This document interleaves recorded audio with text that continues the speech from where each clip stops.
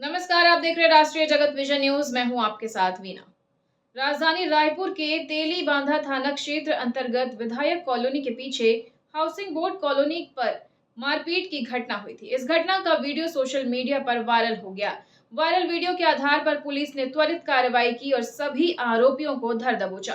देखिए पूरी खबर। रायपुर के तेलीबांधा थाना क्षेत्र अंतर्गत विधायक कॉलोनी के पीछे स्थित हाउसिंग बोर्ड कॉलोनी में 26 फरवरी की रात हुई मारपीट का वीडियो सोशल मीडिया पर वायरल होने के बाद पुलिस ने त्वरित कार्रवाई करते हुए 7 लोगों को गिरफ्तार कर लिया है।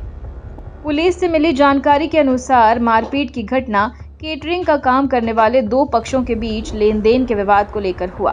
बताया जा रहा है कि घटना के समय दोनों पक्ष के लोग नशे की हालत में थे और विवाद बढ़ने पर आपस में जमकर मारपीट हो गई। घटना का वीडियो सोशल मीडिया में वायरल होने के बाद थाना तेलीबांधा पुलिस ने जांच शुरू की और सभी आरोपियों की पहचान कर उन्हें हिरासत में ले लिया है।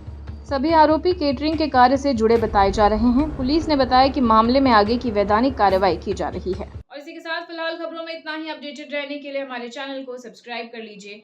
नई खबरों के नोटिफिकेशन के लिए बेल आइकन जरूर दबाइए। नमस्कार।